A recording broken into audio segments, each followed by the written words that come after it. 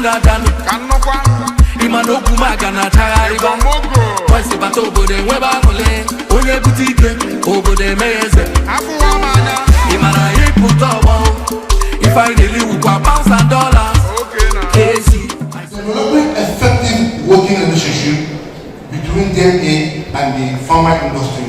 This is very critical. And that's why I took small time to explain to you what is the DMA. And then now we dwell into the system.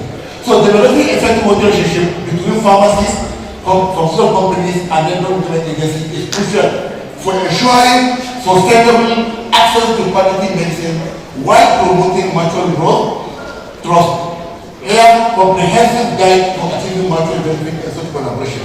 The main objective of this collaboration is number one, to ensure consistent supply of quality affordable medicines.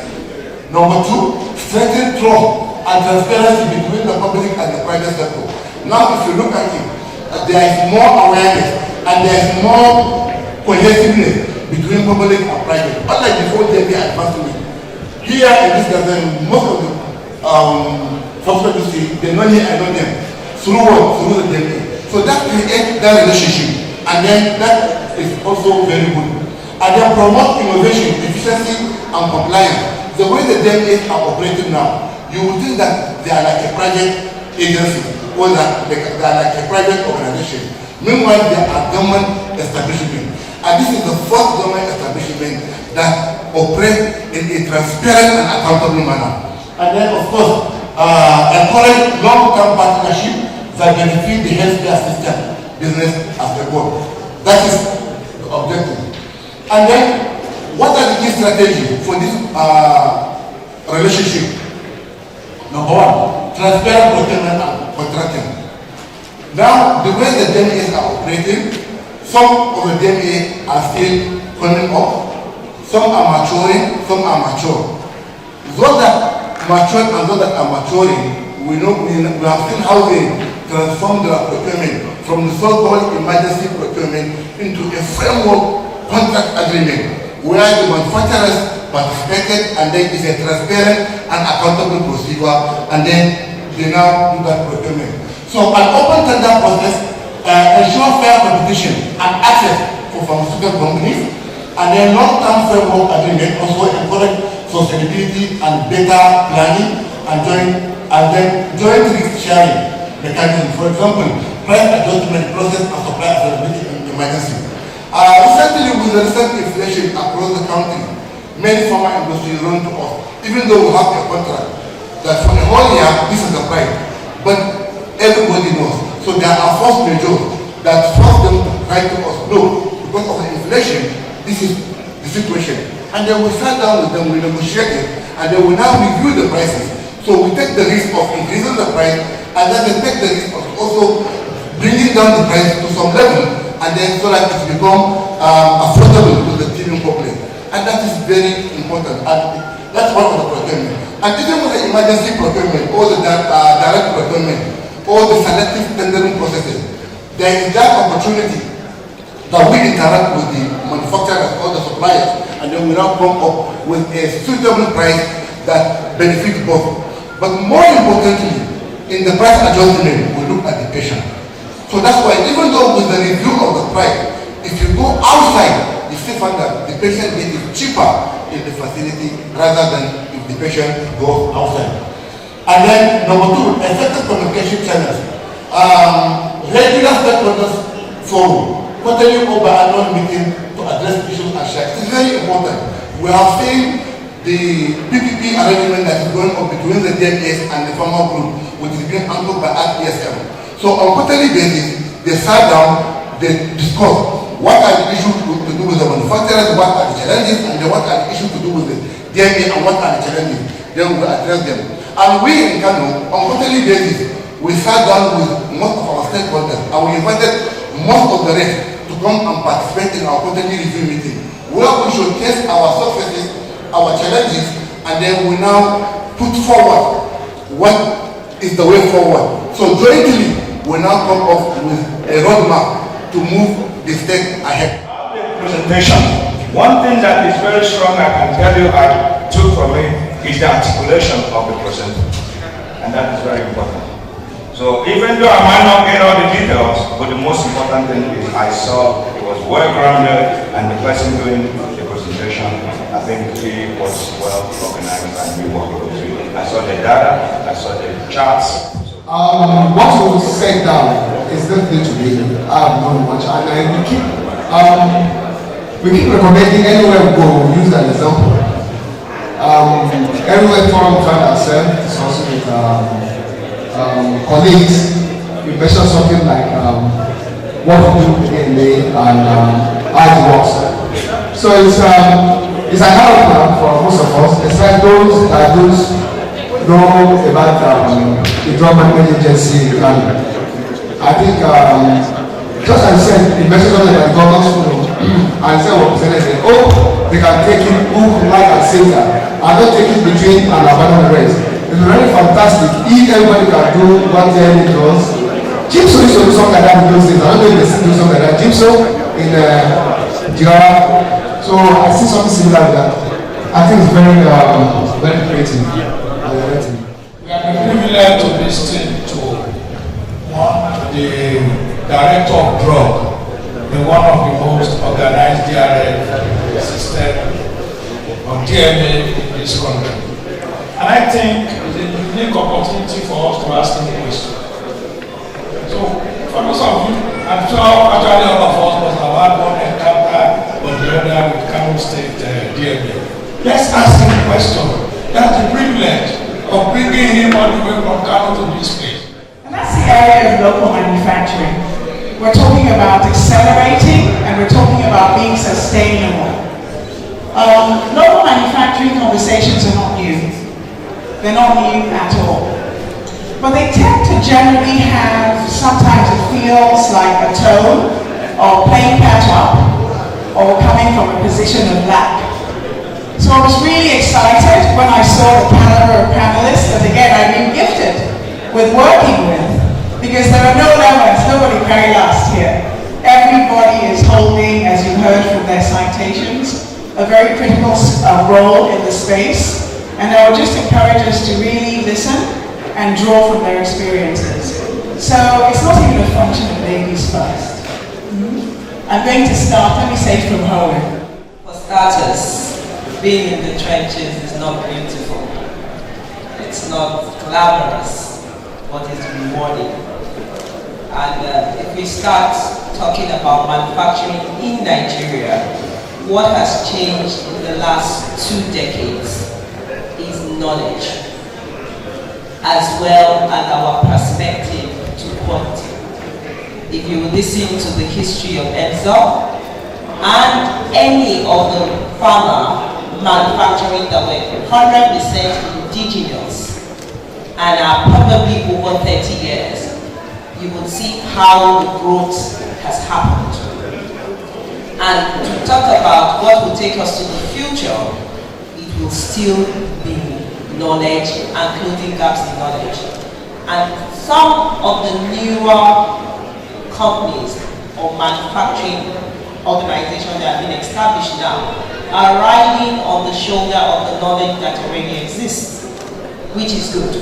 I'm always very excited when I'm hearing that there's one new plant opening in one new location, and it just shows how true we are to this growth. Thank you, Anthony. I'll take you slightly deeper on that. Because if you're really acquiring knowledge, it shows in the increasing complexity of what you are able to bring. So I'll take you to your current role as technical director at Swiffer. So everybody, if you didn't know Swiffer before, you know that Swiffer had a landmark attainment, let me even say on the continent. It wasn't even just a Nigerian achievement. Now, I'm not looking at whether it's an indigenous company or not.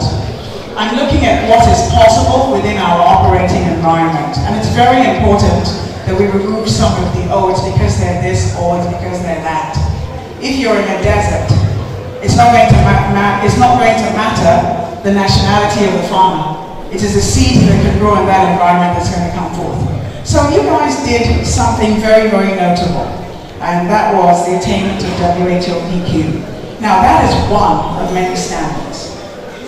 So, what would you say is the role, the importance of stringent regulatory, authority registrations, attaining that standard? What's the role of that in driving the national agenda for local manufacturing in Nigeria? Attaining to stringent regulatory authority standards, the WHO or NAFDAC ML3 really provides confidence. Now, I'm always tasked on this role, and sometimes someone asks me, how do you land the ship? I'm looking at her straight in the eye. Okay, but the truth of the matter is that there is great benefit to improved QMS, quality management systems, and there is an immense overlap between QMS, continuous improvement, and efficiency.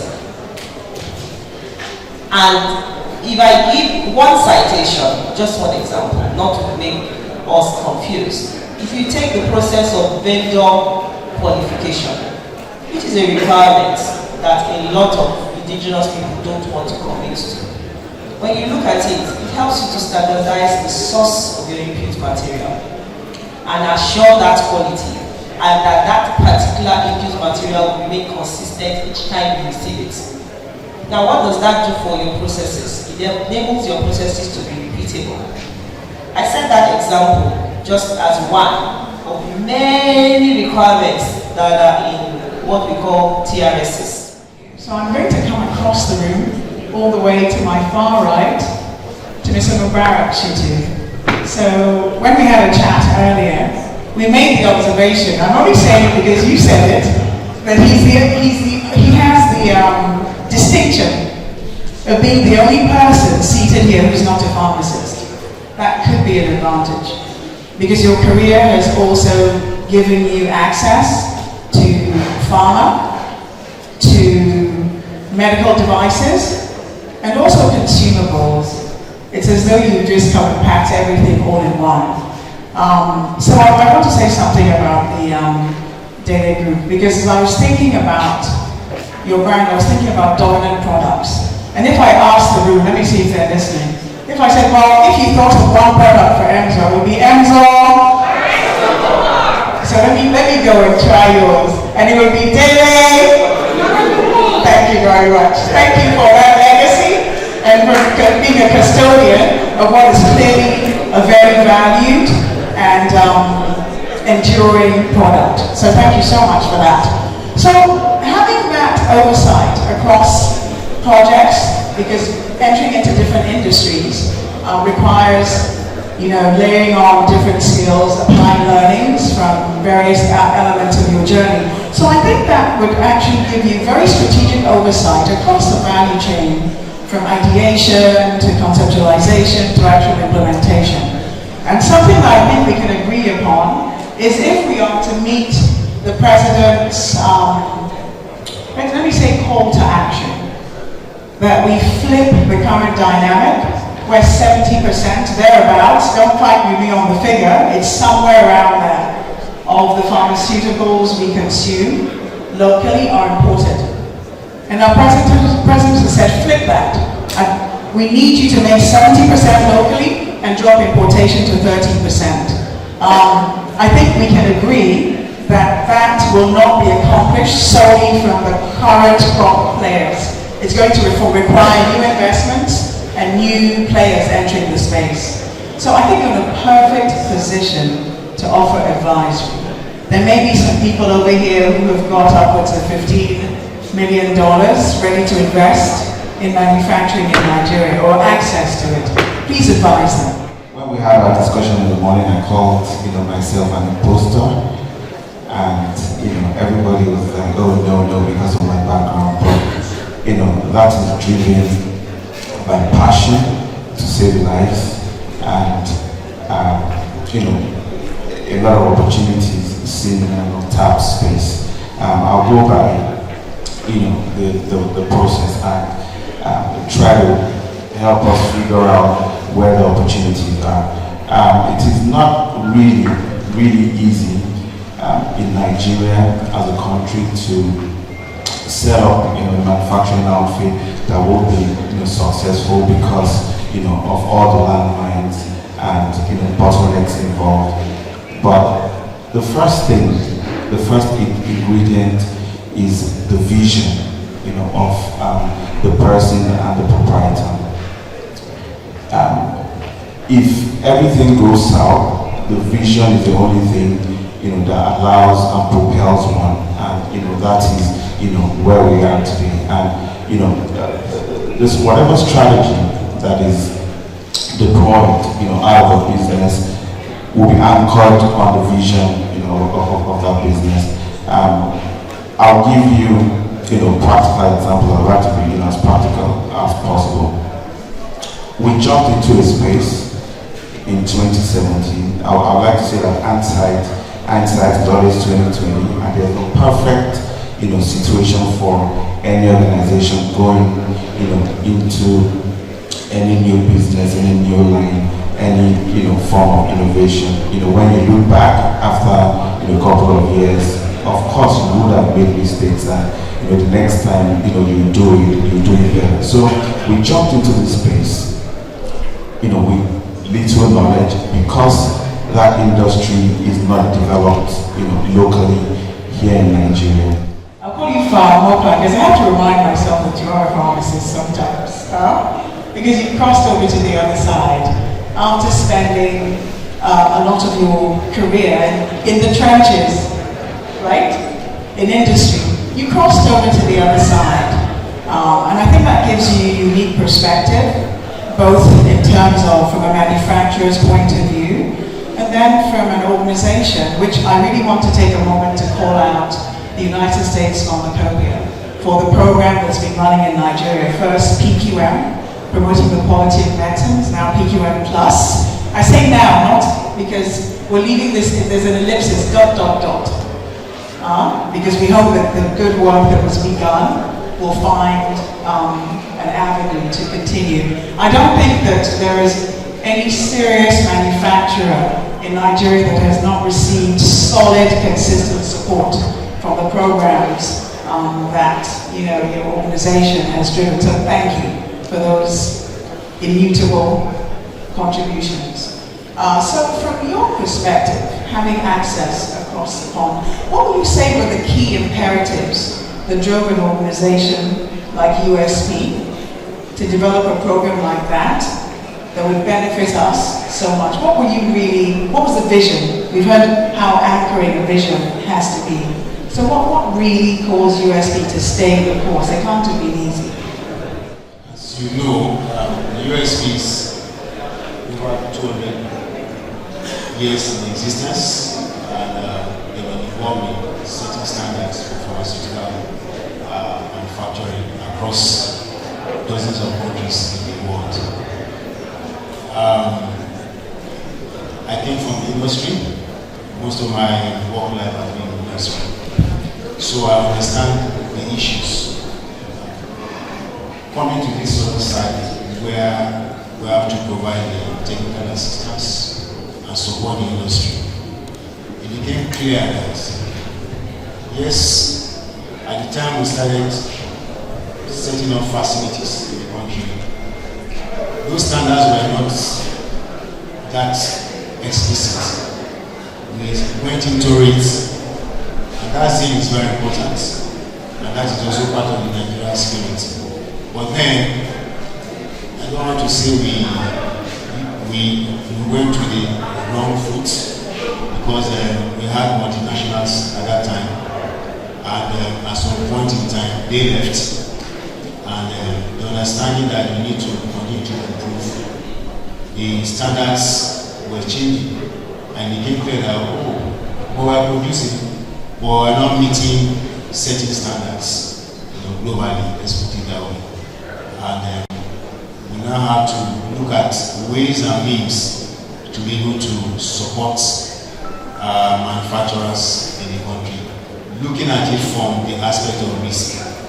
Right, so the USA will tell you a substandard or an adulterated medicine is a product that's not produced with an environment with your HVAC systems. where your clean room, your facility meets clean room standards for pharmaceutical manufacturing. But we're producing, we're analyzing, it's passing, and it's going out to the market. But then there are other things that your testing method cannot detect, and that you transfer a certain risk to the patients. So you need to find out that, we've been doing this thing over the years. What will it cost me to remodel my facility? Can we just put the HVAC? We have places where we do this. Now have a HVAC. So, Dr. Tometi, thank you so much. It's wonderful that you're here in person for this panel.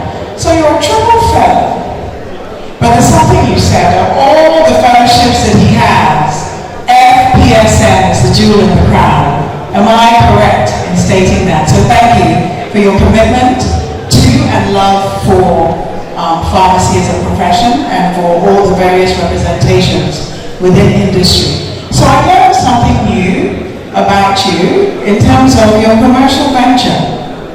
So SKP Pharma has actually done something that I think is really commendable and at the fore of the discussions when we talk of expanding local production. You've entered into a commercial contract manufacturing agreement with a local manufacturer to produce drugs for your brand here in Nigeria. So I have to ask you,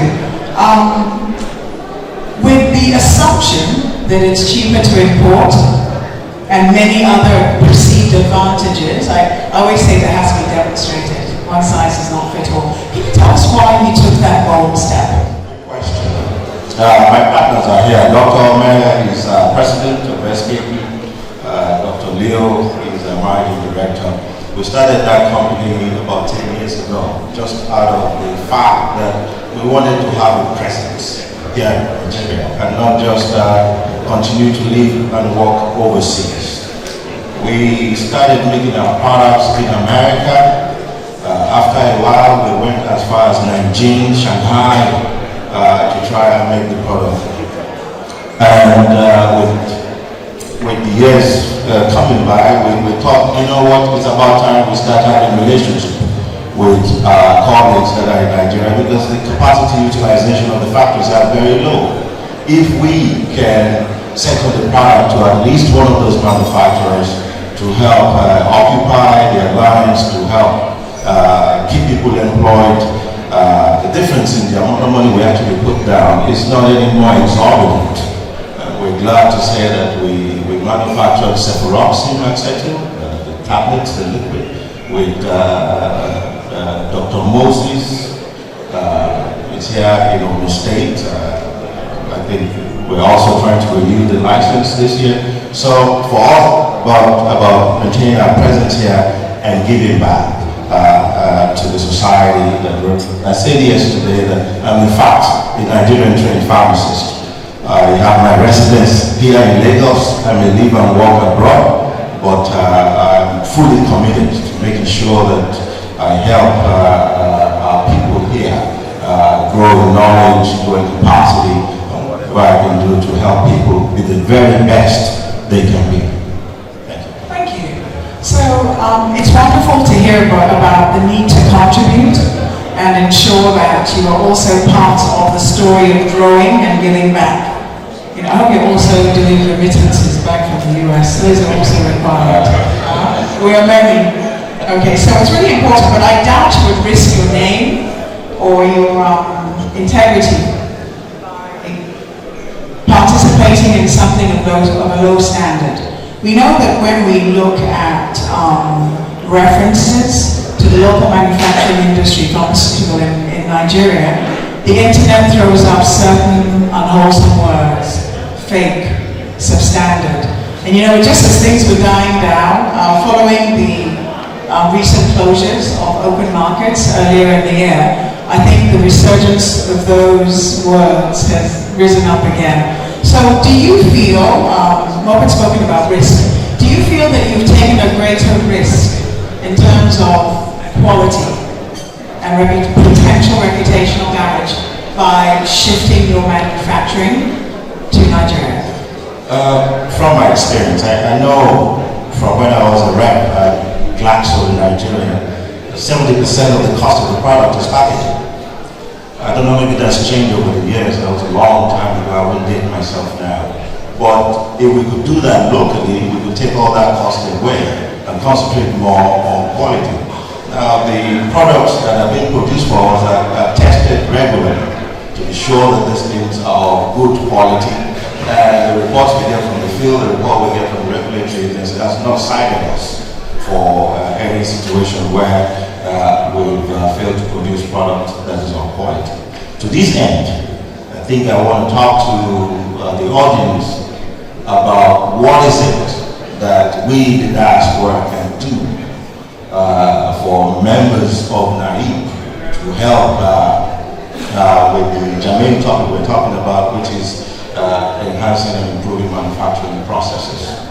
I am a clinician really by trade. I do a lot of manufacturing. I work in operations a lot, and I work in clinics a lot. But I am also a leader. I lead 500-600 pharmacists in the diaspora as the president-elect, and my tenure is going to start September 27, where I'm the president of that association. What we can give tonight, number one, is we can bring collaboration by helping to help grow your capacity. Oftentimes we talk about young professionals. There's nothing wrong with that. I'm still a young professional, I know that. But we have this group of practitioners, people that work in the industry, who are experts in designing products, experts in the manufacturing field, in our membership. Whatever we're saying that we are doing together, the emphasis is on we. Okay? All right, thank you so very much. So I hope that our final panelist has had a chance to catch his breath. You know, I'll describe him as a seasoned commercial specialist. He was probably packing money somewhere, which is why he came later. You know, and you've had a significant career shift. Now as MD of NAIP. You know, commercial folks, and I'm with you on that, we often say this is where the magic happens. But now that you're the MD, you realize that every single team is under the impression that they are where the magic happens. So you have the beautiful and sometimes unenviable task of holding everything together. You've not only worked in pharma, but also had exposure to FMCG through food business, you know, in your previous role. So if you were to pick, I'll limit you to three things, three factors, three blank checks, if you like. Now that you're sitting as MD and looking at everything with fresh eyes, if we don't do anything else to drive the local manufacturing agenda in this country, we must do these three things. Thank you, sir. I will tell you in very clear terms that it was a rude shock, you know, the first 3 months that I tried to do the harmonization that she talked about, you know, coming from commercial where, you know, you're always shooting the tech guys, you're not producing enough, what products you're not bringing it, this one, you know, just too many things, just wanting the product. Now I just realized for the second time, the first time was when I was in FMC, I also managed the production. But it's a completely different kettle of fish in pharma.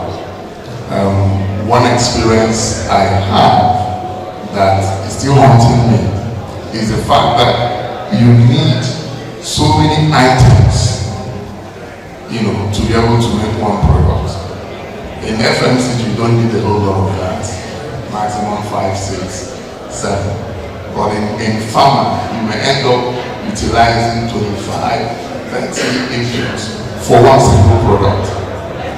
So the big challenge that I found was managing all those little things and then managing the individuals that are supposed to provide those little things from different channels, then managing the actual rollout of those medicines, from the factory in such a way that you also don't kill the morale of the field force or the commercial people who are standing behind you shouting, these guys are useless. I don't know, many of us we're all playing in the industry and we know how it works. Now, how have I managed it? I think it's an issue of culture, an issue of managing people's expectation and the way they view other people's work. And I think to a very large extent we've been able to succeed with that.